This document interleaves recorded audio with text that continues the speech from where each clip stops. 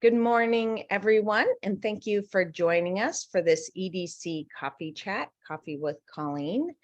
Today, we are excited to have our Undersheriff on, Ron Cameron, to talk about the weather.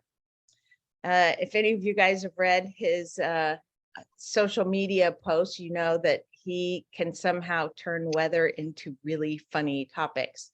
So, we really appreciate him coming on. We were going to have Derek Kilmer on today, but he had to reschedule. So Ron was kind enough to help us out and move his presentation up to today. So just a few housekeeping items. If you'll put your if I will, or you can put your account on mute so we don't inadvertently pick up any background noise. And then additionally, if you have any questions, please raise your hand. We like to keep this fairly interactive. So you can raise your hand or you can put your question in the chat, whichever you prefer. So with that, I'm going to let Ron take it away. Ron. Well, good morning, Colleen. Thank you for having me. I guess it's kind of nice to be second fiddle to Derek. I mean, my gosh. But, you know, what I wanted to do this morning, first of all, I'm going to apologize to everybody because I didn't have time to put together a slide deck as I was explaining to Colleen earlier. But I want to talk to everybody today about emergency management in general and what it is and how we're built here in Clallam County. I see a lot of friends out there in your audience that this might be kind of boring, but I think really for even them, they will see some sides to emergency management that they didn't know that we were involved with. So I really wanted to talk mostly about that today because that is becoming such a key issue here and everywhere really. And then I'm going to wrap up a little bit. I asked Carl Hatton from PENCOM to join me to kind of sweep up, and we'll talk just a little bit about our joint public safety facility that we've been working on for several years now. And we're starting to see some light at the end of the tunnel and getting that project going. So Carl and I will give you a little presentation on that. Just talk about ready when you get home. Whoops, just to reiterate a little bit what Colleen said, my name is Ron Cameron. I'm the Undersheriff of the Clallam County Sheriff's Office. I was promoted in 2015 when Undersheriff Ron Peregrine retired. And when you become Undersheriff of the Sheriff's Office, you get blessed also with the duties of emergency manager, which is something that is entirely new to me. In emergency management, a lot of it is designed around proactive planning, where I spent 38 years as a law enforcement officer reacting to situations rather than taking a book off the shelf and doing what the plan says. But so it's really new, and it's been pretty rewarding. We built up a nice little department here that was very effective before, but as times have changed, we've done a pretty good job in tooling up for the 21st century. You know, over the last 10, 15 years or so, emergency management has really come to the surface as being much more important than we kind of gave it credit for before. You know, back in the days of the civil defense is where it really began, where everybody was getting prepared for nuclear fallout and that kind of thing. But it has transformed and morphed into something much more important. And, you know, maybe it has to do with climate change or other events, but you know, if you notice that, you know, a lot of our natural events have become more intense, you know, the hurricanes down south and the tornadoes in the Midwest. And, you know, even locally, we have seen some pretty intense storms over the last 4 or 5 years, something I'm going to touch on a little bit later. But we have fires in Eastern Washington that have been absolutely devastating over the last few years. And this all necessitates an emergency management response. And again, it has become more and more professional, I guess, is the best way to describe it, and becoming more of a serious topic amongst local governments. The way it's designed is that the smaller agencies and by smaller, I mean like the municipalities, the tribes, and other entities like that. Each of them have their own emergency management sections, but as they run out of resources of being able to respond to an emergency, it moves up until it comes to the county. And then, of course, we go to the state and they go to the feds and so on.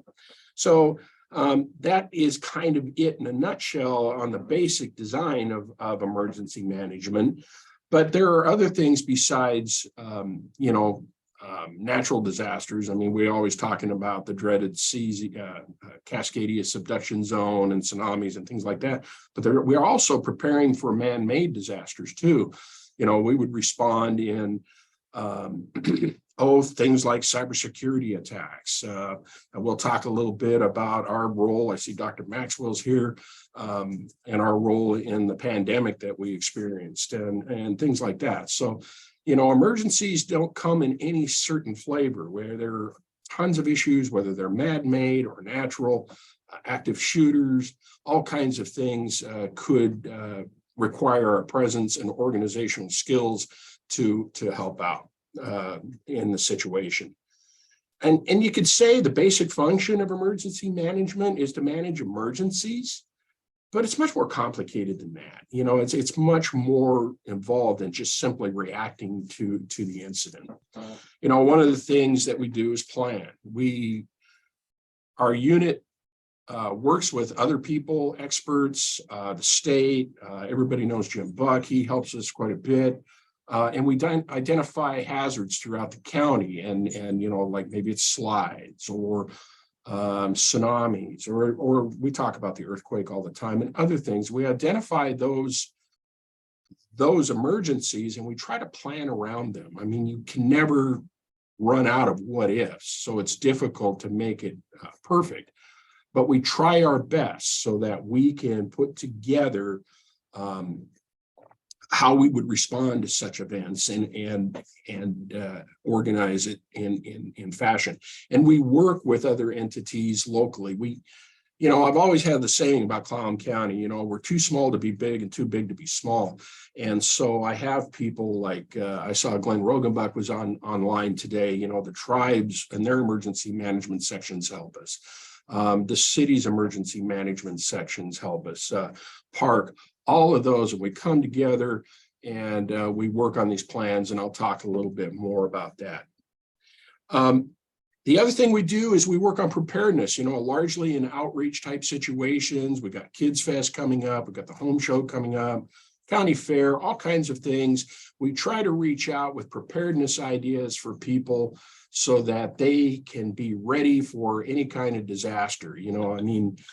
Some years ago, we lost power for better part of a day here in Port Angeles and Sequim, and my gosh, it was Armageddon for everybody. I was just, what are we going to do? On the West End, it means free firewood out there. It's a little bit different, but it shows the differences of the areas that we have here. And so we talk about preparedness to individuals and what they can do to be ready for such events. There's some talk that if we get hit with that 9/0 earthquake, we won't have power for a year. I think that's a worst case scenario, but there is that possibility. So what are we going to do? So we have this saying, the state has a saying, be 2 weeks ready. We have a saying, be 30 days ready. We really think here in Clallam County, if the big one does hit, that we want to have our people prepared for at least 30 days, because I think it's going to take that long to get infrastructures back in place and things designed to get us material, no matter how well we set ourselves up for planning and presuppose these events. So, having garage with some water in the corner and some extra food and stuff, think about your critters and all that kind of stuff. That's all that preparedness thing. We also work on mitigation, and that's where we work with stakeholders throughout the county and talk about things that we can do that may mitigate damages in these different things, whether it's storm, whether it's a tsunami, whether it's earthquake or fire or wildfire or whatever it is. We work with those individuals constantly to come up with ideas that may mitigate it, the situation. trying to think of some ideas. Some good examples are Jim Buck's latest effort, working with Olympia, trying to get money to make our schools more resilient to earthquake. He's trying to get money for retrofitting his schools. Nia Bay is working really hard on actually just moving their whole campus right out of the tsunami zone. And so those are mitigation strategies that are some examples, might be extreme examples, but some nevertheless that we work on all the time. And we just try to mitigate these situations before these events happen so we can respond accordingly. Talking about moving buildings, Fire District 3 out in Sequim, they have a fire station down near the old Three Crabs Road that is in the tsunami zone, and they're taking steps to move that so that if the tsunami hits, they can get it out of there. And those are mitigating factors that we're constantly working on. We work on response too. A recent example is the storms we had last year out on the west end. It was extremely wet. If you remember the series of atmospheric rivers that we had, we actually lost houses, people were displaced. And so our response to that was pretty detailed. We got water out to those people. We had the slide that occurred separating Clallam Bay from Nia Bay and CQ for a few days. People couldn't get out of those areas. And so we responded by sending via aircraft some goods and things for those folks out there. Working with other agencies is a big part of that. Department of Transportation, PUD, I see Patty's here. And in Clallam Bay, we actually worked with the Department of Corrections. The prison was just more than helpful in allowing us to open up their parking lot to build a bypass around Clallam Bay to CQ, and that eventually got open and was used for several months. And that's part of the response things that we do and coordinate to make those things more plausible or easier to handle for the folks anywhere it could happen. And something that has come to us that we never really experienced before, and that's recovery. And that's a big factor for emergency management these days. On an annual basis, we deal with recovery at the government level. So every year when we have storms, in fact, we're dealing with it right now, the state recognizes bad weather can cause some damage and bring extra cost to local governments for cleanup and wind damage and that kind of thing.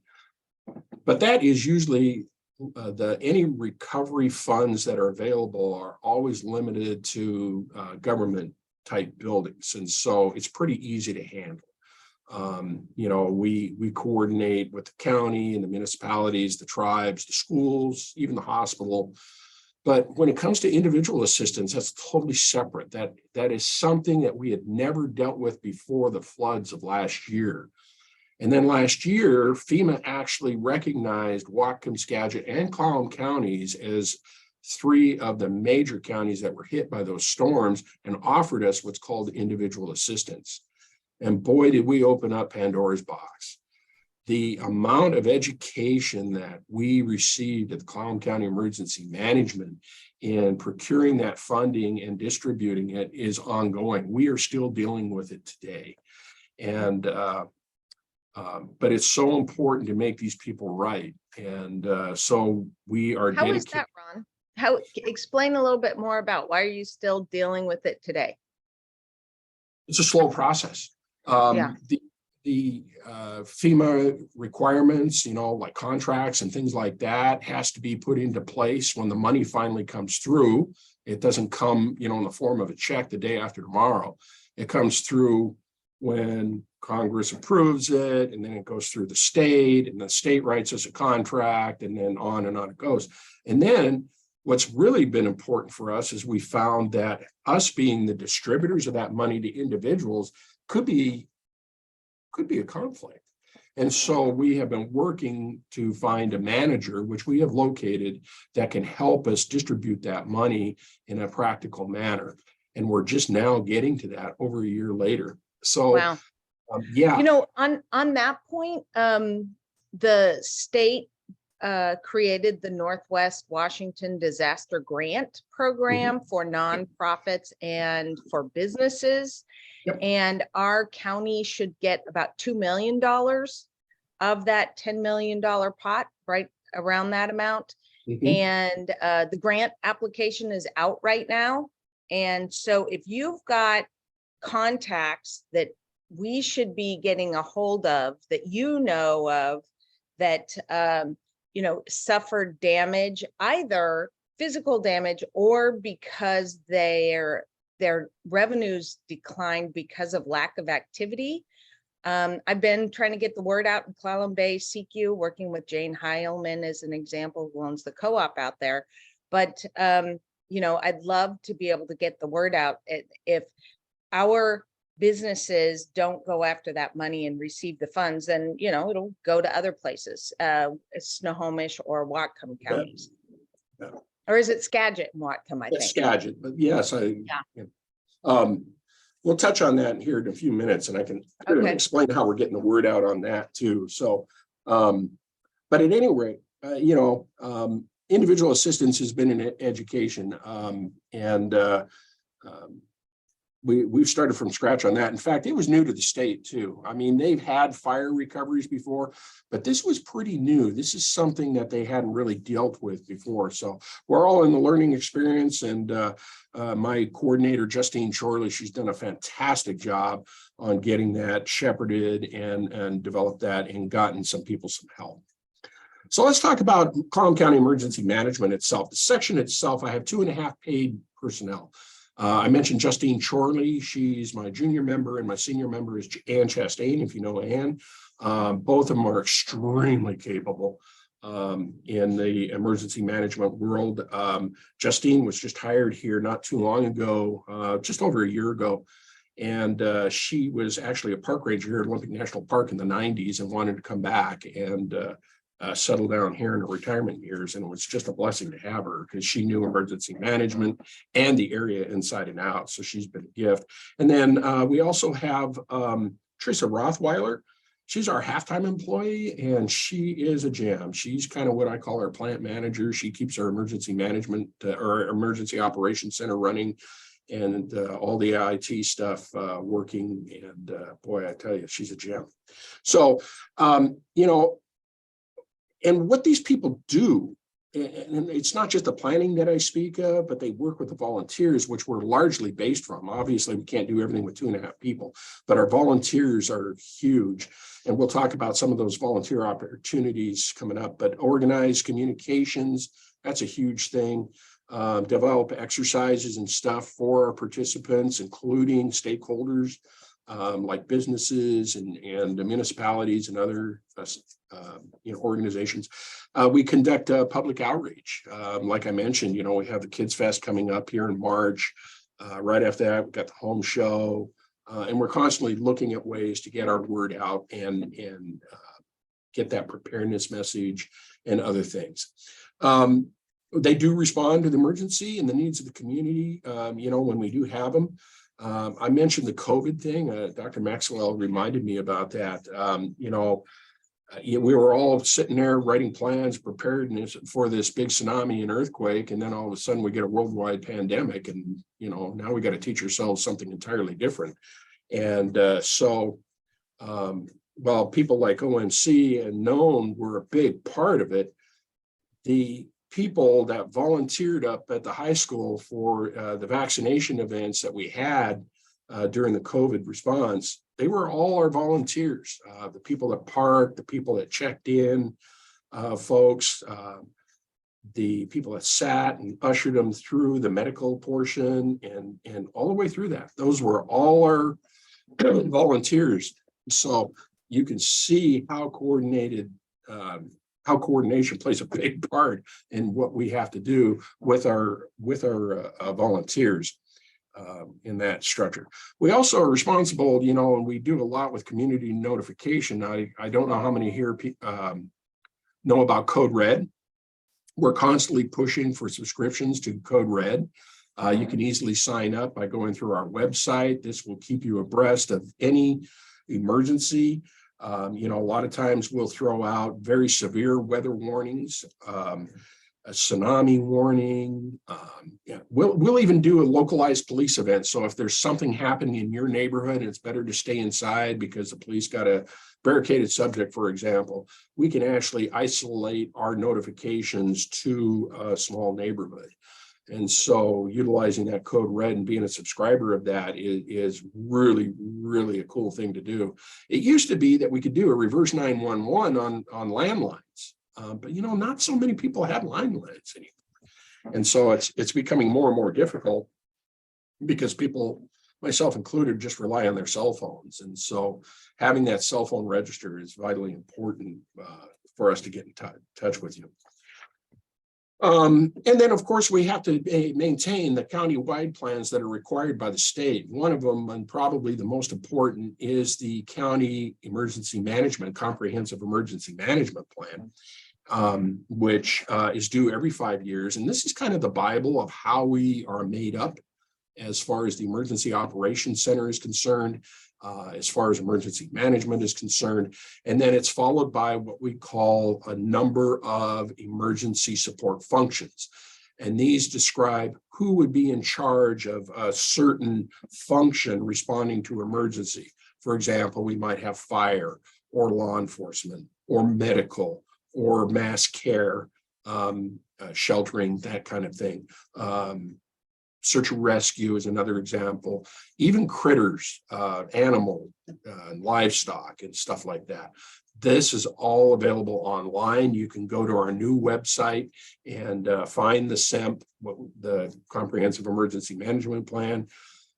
It's not easy reading. I wouldn't recommend reading it, but if you want to look at it as a reference, I think it'd be a good idea.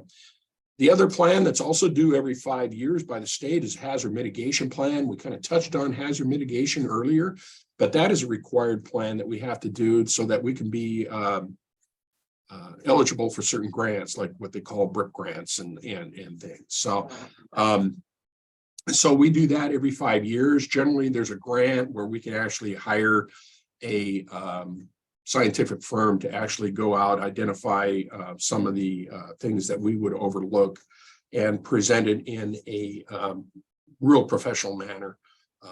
It's not required for us to do that, but when the money's available and they can do the work, we generally like to do that. Hey, Ron, I saw Dr. Maxwell had his hand up earlier. Yeah, sure. Yeah, thanks. I didn't want to interrupt, mostly just a comment on that point about the mass vaccination clinics. Ron and I spent many weekends together, and I just wanted to just say firsthand, I was just so impressed about Ron and his team, about how they pulled the logistics together to get that to happen. I mean, it really made it such that you know, we could known and OMP could just show up with our staff and you know, get the vaccines in the arms, and Ron and his team took care of everything else. It was really impressive to see. The volunteers that he referenced gave me a lot of confidence that if that's how they responded to this, that I think we're in pretty good shape for having for whatever else comes our way. So it's just a kudos to Ron and his team. And got to see him in action. Well, thanks, Doctor. But you know, it also shows the resiliency of our community. I mean, you know, I went to when we were trying to find a place, you know, I went to Marty Brewer in the school district. Man, they opened up their arms and said, "You bet, you can use the new gym, and what do you need?" And so it was an effort by us all, and we all came together. And man, I don't know how many thousands of shots you folks gave, but there was a lot of people coming through there because we had to do the 2-shot thing. So yeah, but I appreciate the accolade, and same goes to you. It was fun working with you folks. So. I wanted to tell you, and this kind of touches on a comment you made, Colleen, about how we get the word out and stuff. You know, when I first became emergency manager, I found that this county it's so diverse. It's huge. It's geographically challenging. It's demographically challenging. And, you know, to make a plan for reaction to emergency in Sequim isn't going to look the same as it is in Clallam Bay. And Forks isn't going to look the same as Port Angeles. And so I took the step of actually dividing our county up into 5 what we call operational areas. And the operational areas are Clallam Bay, Neah Bay, Forks, Joyce, PA, and Sequim. And we actually meet with each one of those operational areas every month, which means we're on the road once a week, because I like to go to those people. During COVID, of course, we did the Zoom thing like we're doing now, and we still offer the hybrid. But for me, it's worth it to go out to Forks. It's worth it to run out to Sequim. I see the superintendent from Sequim. She's hosted us out in Sequim a couple times.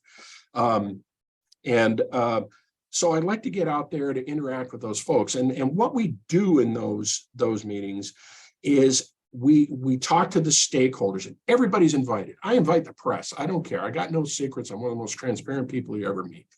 And we invite businesses, we invite the schools, we invite the municipalities and fire, and on it goes, and bring everybody together once a month and talk about news, things like you're talking about, Colleen, and the Northwest Disaster Coalition and that kind of thing, and those things that are available. And that's how we try to get the word out one-on-one as best we can, at least directly, and hopefully, a soft shoe telegraph where people go out and share the information with others can work that way. But more importantly, we meet with those areas so that we can respond to their specific needs. Like I say, one of the biggest things I'm worried about when the big one hits here is fuel. I mean, water to me is not as big a deal as fuel is, but yet, that Forks has got a ton of fuel out there. They got lots of fuel. So, I mean, the issues are different in each of these operational areas. And sorry, real quick, Ron, why does Forks have so much fuel? Because they have tank farms. They have a tank farm on La Push Road with a lot of fuel there. You have a lot of independent loggers. I'm not saying, that have their own fuel capacities in their shops and stuff for their equipment and things, their off-road equipment. Who owns the tank farm? What's that? Who owns the tank farm? I don't know who owns it now. I mean, it used to be owned by Masco, I think, out of Grays Harbor, but I'm not sure who has it now. Okay, maybe it was purchased by the folks that bought them. Pettit? No. Yeah, Pettit Oil had it for a while. Yeah, and then we have kind of Petrocard. Yes, that's what I was thinking of. Glenn Rogenbach and I have kind of a funny story about that. We were looking all over the place for fuel, couldn't find any. It came from Forks. I mean, so it was kind of funny on one event that we had some time ago. But those are the type of things, when I was a kid, we had tank farms all over the waterfront, but they're all gone now. And, we live in this. Port Angeles and Sequim have come to evolve into this just-in-time attitude. And by just-in-time, it's, you see fuel trucks all the time filling up our gas stations rather than having anything warehoused. Our food, there are no warehouses around here that have food. When I was a kid, we made our own Coca-Cola on Front Street, but they don't do that anymore. Everything comes in from the outside. And when the big one hits, we're going to have some issues because how are they going to get here? I don't think the Hood Canal Bridge is probably going to be there. And coming around the canal probably ain't going to work either. So those are transportation discussions we have constantly with the state about how we're going to fix that. And we certainly work on that constantly. But again, each operational area is different. And so we meet once a month and work with those individuals on their specific problems within that area, then come back together and include it in all our grand plan. So I finally wanted to kind of talk about our volunteer programs, because like I say, volunteers are the heartbeat of what we do. And we've got several programs that we work with. The first I'll start with is a CERT program, because it's a little bit informal. It is a group of individuals. CERT stands for Community Emergency Management Response Team. SQUIM has done an incredible job building their CERT team. They have anywhere between 500 and 1,000 people volunteering for their CERT program. And basically it requires an individual to go through a 24-hour program and where they learn light urban search and rescue. They learn some first aid, they learn like I say, the rescue, traffic control, all kinds of little things that would help in all kinds of different emergencies. And they exercise and work. I know that they're going to be utilizing their CERT membership out there on the east side in the Squim area this coming week for the funeral services for the firefighter that passed away. So, I mean, that's just one example. And we have not as developed CERT programs throughout the county, but we're working on it constantly. And we hope to develop them future. I don't know if we'll ever get to the point where Squim is. You know, Squim's got, I always say Squim's got time, people, and money. And you know, they have a lot of folks out there that are retired, but not so retired that they don't want to not do anything. And so they like to volunteer for this kind of stuff. And it's very, very helpful. Search and rescue, emergency management comes under the sheriff's office, or the search and rescue program comes under the sheriff's office, and emergency management has a big stake in that. Big thing is the emergency operations center, as I explained earlier. There we work very closely with people to bring in volunteers that would like to help us respond to these emergencies. They learn the incident command system and the national incident management system. And they are assigned things like logistics, working with operations, finance, could be a finance situation, or just in planning. So these are organized trees that we utilize to respond to any sort of emergency, and those ICS branches can expand or contract depending on what the emergency is. Even PIO stuff, you know, it's a lot. So we also have our ARES group, Amateur Radio Emergency Services, I think is what ARES stands for. They are our communications. Let's face it, what's the biggest thing in anything we do? It's always communications. And this group of amateur radio operators is, well, quite frankly, they're the dearest ones to me because they are always there. Even when we just have even the minor storms, they come up and they start using their check-ins and stuff. And we get weather reports from all over the county and stuff. And it's so helpful. I mean, this is the communication we have because so many times our cell towers are out or landlines are broken or other forms of communication just aren't working. And so we have this network of radio operators that have been very helpful. And they're there every day in the EOC. Anytime you stop by, you'll see someone there. The DART program, headed by Alan Barnard, is our disaster aircraft response team. I really got a big shout out for these guys too. This is a group of private dedicated pilots in their own aircraft that have come together and organized themselves in a very professional and creative fashion to help us in emergencies. We have utilized them to transport stuff out to the CQ airport or the Forks airport. We use them for reconnaissance. So like if we have a bad storm and we want to have, we've got a break in the weather and we want to take some pictures of some problem areas like 112 and things like that, they're right there for us. And they are so dedicated. It is just phenomenal what they do. FAA rules disallow them from taking reimbursement for their fuel. They pay for their own fuel in that aircraft, and that's not cheap. So their dedication is absolutely incredible. And thank you to Alan Barnard. It is the first and best DART program in the state. Just now is the state realizing, yeah, we need to use this resource, and they're using us as the model, thanks to Alan. We're on the genesis of working on a similar program. Don't ask me what this stands for. It's called SERAT, S-E-R-A-T. And it's a very similar thing with boaters. So looking at personal folks that have boats that we might be able to utilize to get stuff out to Clallam Bay and a lot of our shorelines where people live. trying to get that organized. We have a man named Jim Lewis that's helping to put that together in a very similar fashion as the DART. And so don't have a lot of answers for that quite yet. That is just in its genesis, like I say. So there's all kinds of volunteer opportunities that we have in EOC, and that's what makes us run. And so that pretty much catches you up. I know I've been talking for quite a while now, and I just hope you understand kind of the makeup and some of the things we do. I'd like to open up questions if you have any right now before we run into real quick update on our new EOC, which we're pretty excited about. If anybody's got anything before we move into that.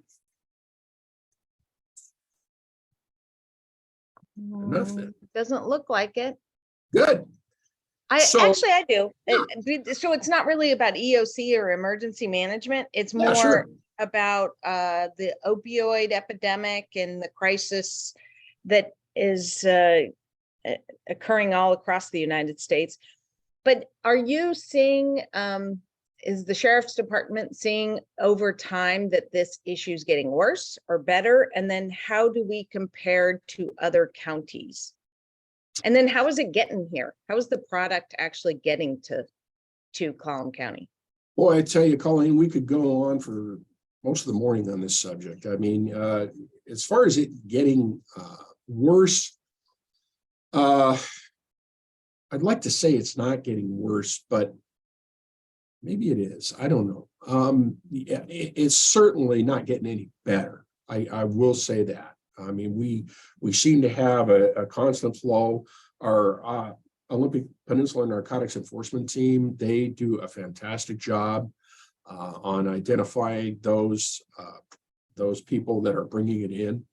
And but nature abhors a vacuum. As soon as they take somebody out, somebody else seems to come in because it's a lucrative thing. I mean, the value is there, and it's I don't know if they look at it because it's not taxable or what. I don't know. I mean, because they make a lot of money at it. And, but still we come with strategies. It's a political hot button item. There's so many different responses to it, and we try to work with those responses. The Blake decision, I'll be honest with you, it hasn't helped us. The Blake decision is where they essentially legalized possession of drugs. And that was a tool because, cops, we're not here to throw those that are suffering from addiction into jail purposely, but we need that hook to get them into things like drug courts so that they're not going to come in off the streets and say, I want to get better. Maybe 1 out of 100 will.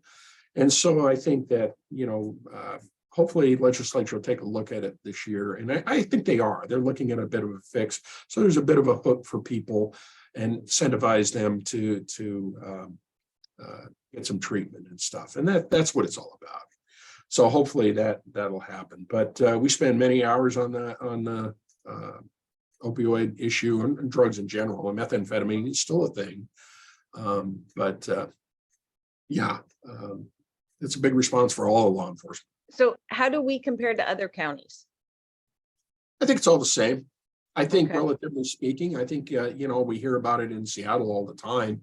And of course, they got bigger problems, but they have more people too. And relatively, I think we probably, compared to them, proportionally. But we're no worse or better than, say, Grays Harbor or Kitsap or anywhere else. I think it's you said it best, Colleen, it's a nationwide problem. I think it's the same everywhere you go, and depending how it's responded to, especially here in Washington State. So. So those that are selling it and distributing it, is it a really organized network, or is it just kind of all over the place? When you get up to the upper levels, it is. And I don't mean here, but I mean, beyond here. And that's what OpNet specializes in. And they work with federal agencies and other agencies to work to the root of the matter. As you trickle down to us, it's not so organized. They look at the people that will do it the most inexpensive way possible. That's not to say our local dealers aren't smart. It's just that it's not quite as organized as it is as you move up the ladder, just like any other business. Okay.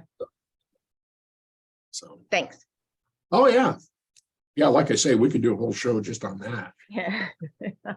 It's incredibly, and it hasn't changed. I mean, I've been involved with the narcotics investigation since the early 90s, and the drugs have changed, but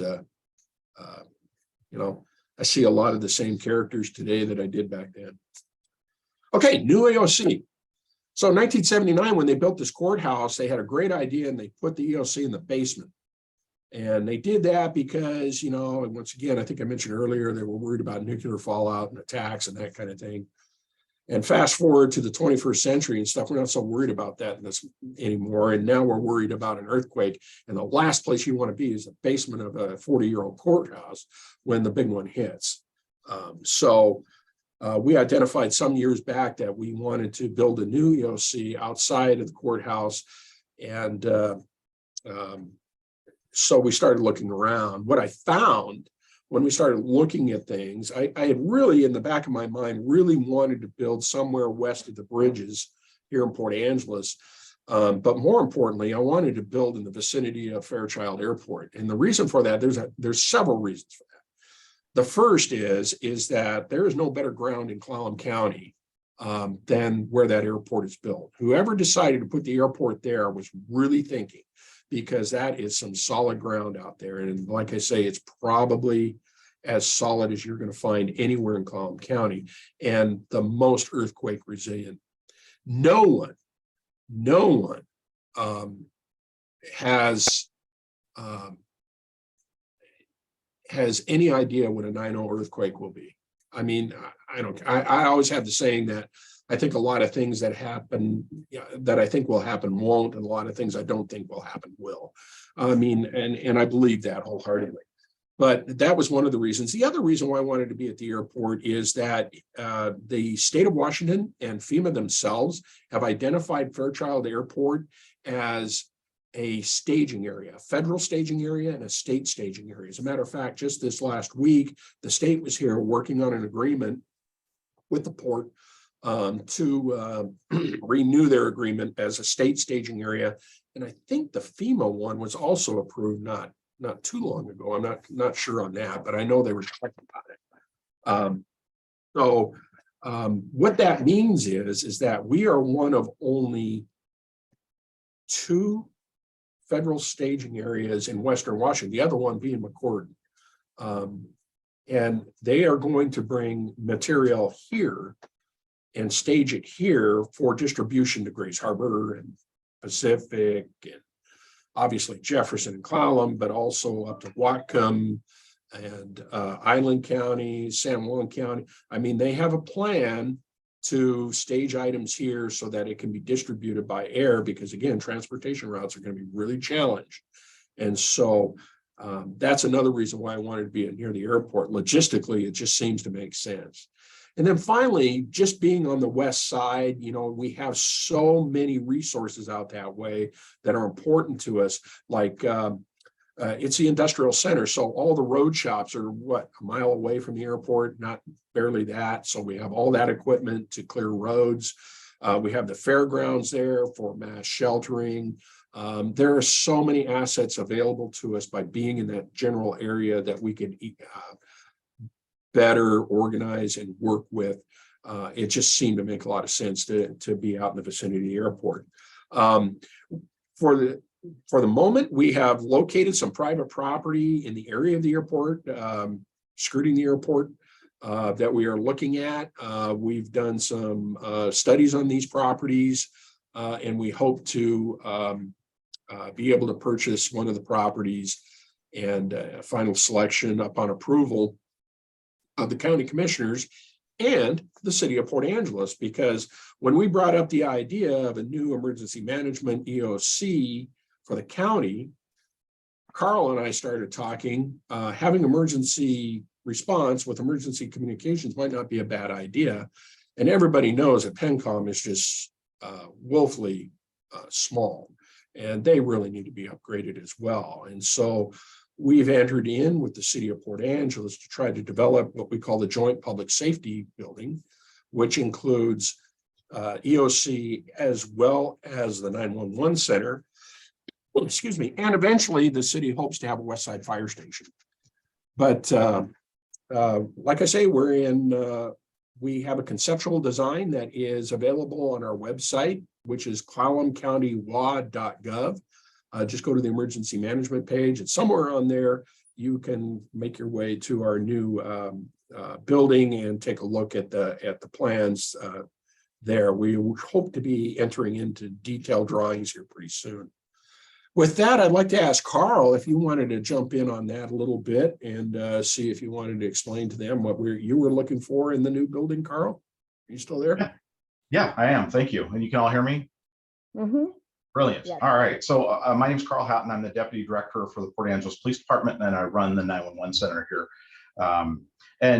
Ron's right. This partnership is a really smart place for us to go. I was the Executive Director of JeffCom 911 over at Jefferson County for about 8 years. During that time, the 911 Center, even though it's small, is located directly adjacent to, with one office in between them, with the EOC. And so during activations, which we had frequent, mostly weather-related activations, we could open a door. I would sit between the two and be able to translate EOC language into dispatch language into EOC language, make sure that we all had a situational awareness of what was going on in the county, and change our dispatch strategy from a just in time pushing calls out one after the other as they come in. When you're dumped 100+ calls of power outages, trees down, roadways closed, we could take all that call volume and push it into the EOC, and they would talk to the various chiefs and they could prioritize and send units as they needed to. And it took a lot of the pressure off of the 911 Center. Clallam County, we don't have that. We're across the street from each other, but that line of communication has barriers that get in the way when we have a major activation. So I think that's a really important aspect of building the two in the same building, so we have that ability to have that communication back and forth. And so, you know, like as Ron also said, I could talk about 911 for hours as well, as far as what our agency does.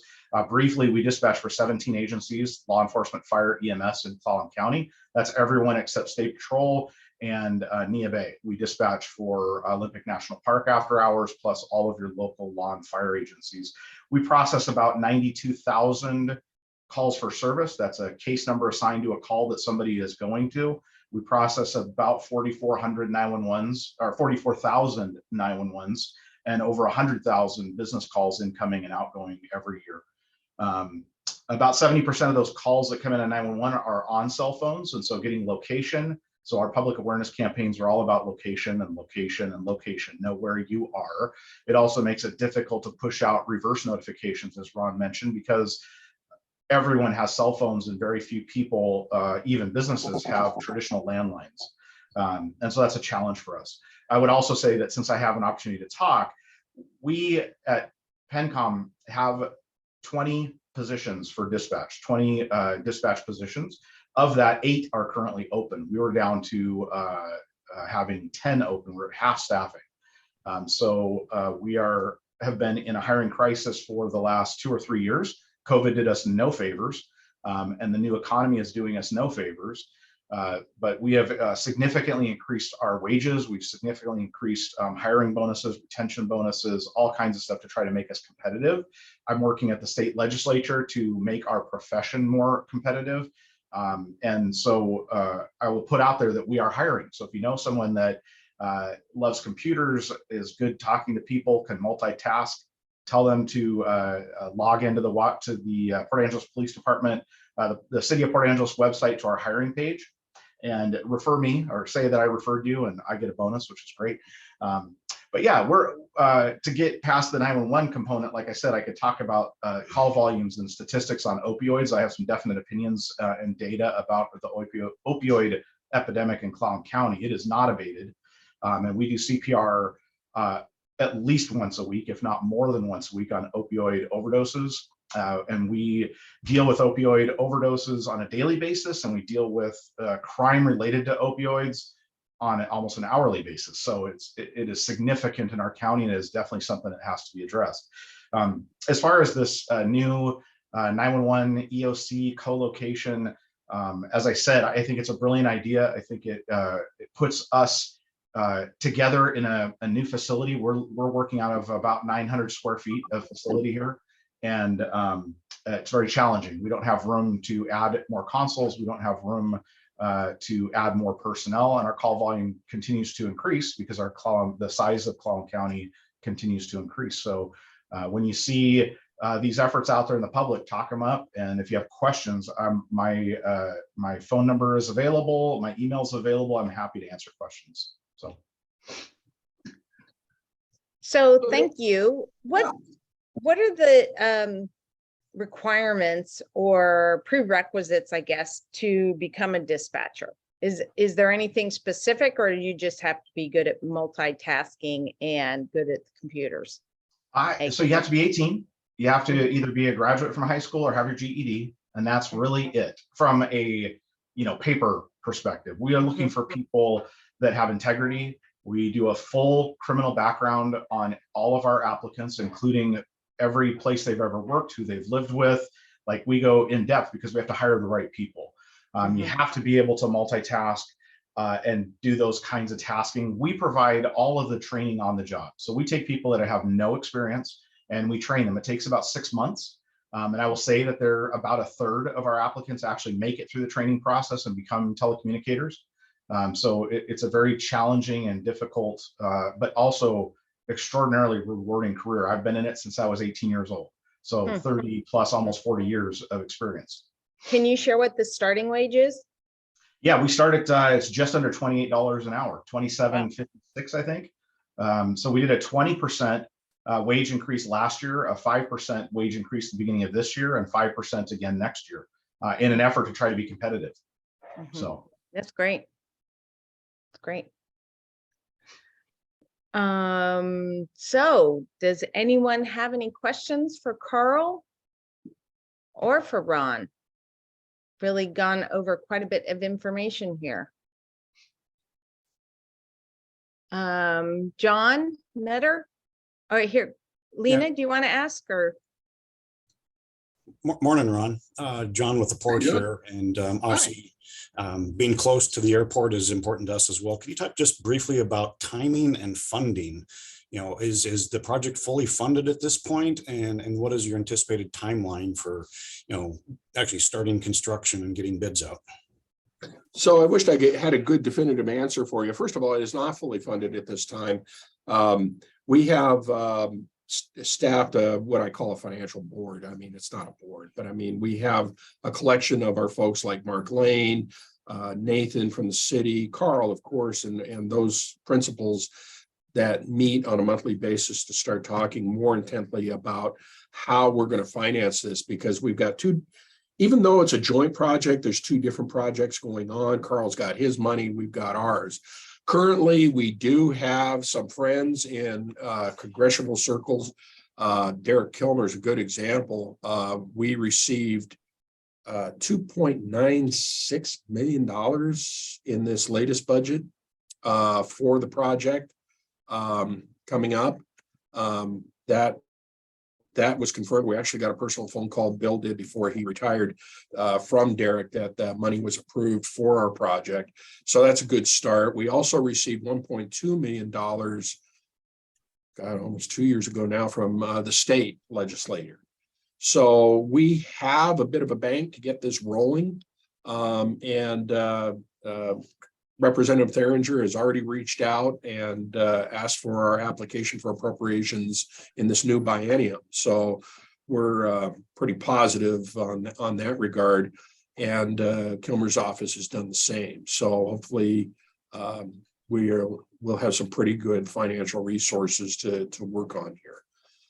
But I do know that the Clallam County Commissioners, I certainly don't want to speak for the city, but I believe all our political leaders are in full support of the program. Now, as far as timing, John, I don't know. We don't even have a property yet. That we're looking at one. You know very well. You were part of the SEPA package there recently that we talked about, but we haven't committed to anything quite yet. I do believe that your question is about 2 weeks early, because I think once we commit to a property, the snowball is going to start rolling. And we'll have a pretty good idea of what our track is going to look like going forward.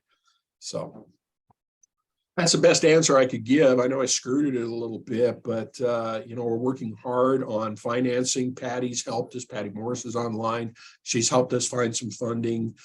We have Diane Harvey, who is our grant writer extraordinaire here at the county, constantly looking for bits and pieces for us to help construct the project. So that's a constant effort. So I see Councilmember Rathbun from the city of Sequim has his hand up with a question. Councilmember? Yes, yeah, general question. When I hear talk about emergency, the Coast Guard comes to mind. So I'm wondering, do you have arrangements to coordinate with the Coast Guard and what those might be? We do work with the Coast Guard. In fact, we're hosting a meeting coming up I think it's either next week or in February that works with the Coast Guard. We recently did an exercise that involved the Coast Guard and our interaction respond to an on the water event, both law enforcement and emergency management wise. We have also in the past conducted spill emergencies where the Coast Guard, first of all, I want to preface the fact that Coast Guard lives and breathes incident command system. And when they get involved, it is so nice to have them there because we learn so much. It's a little bit different in the civilian world, but not enough that we don't learn from them so that we can apply and make our emergency operations center better. So yes, the short answer, I guess, is you bet. We work with the Coast Guard as often as possible. Great. Let's see. Trying to see if there are any more questions here. Let's see. So as far as how much will the total project cost, do you anticipate for the joint public safety facility? Well, that varies right now. I mean, we're looking at a price tag of almost $20 million, but that includes everything. And correct me if I'm wrong, Carl, but I think that even includes the West Side Fire Station in that. Yeah, I believe that's correct. I think we're the last numbers I saw were between 14 and 15 million for the project stands, and an additional $4 or $5 million for additional fire station on that property. I think that's I think that's accurate. So okay, but for right now, you're planning on doing just the calls. The joint won't necessarily include right off the bat the fire station, correct? Correct. Our design, if you look at if you ever have the opportunity, take a look at that conceptual drawing, and you'll see that we've put it into what we call modular sections, so that the EOC is a separate module from Carl's house there, even though we might share a common bathroom or locker room or something like that. But then there is a third area on one of the ends that would house the West Side Fire Station that could be constructed anytime after the fact. I looked for it online and was not able to find it on the emergency management section of the website, but I am going to make sure it's on there. We've gone to a new website. Sometimes the links are broken, and so I will make sure that it gets up, because that's important for us to be available for you folks. Okay. I just found it's a little bit older with the location not being accurate, but the conceptual design kind of floor plan as a conceptual design is part of that PDF. So I'm going to attach it in the chat. Okay. And so 14 to 15 million, how much has been raised?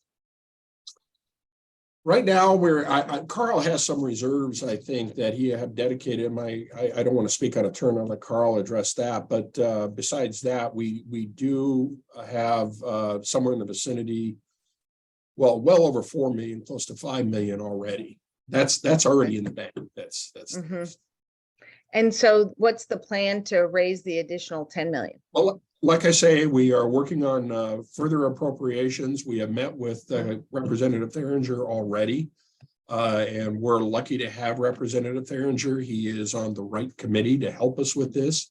Right. And again, we're really blessed with Derek Kilmer too, because he seems to have a pretty good voice on such things back in DC, and he's been very helpful.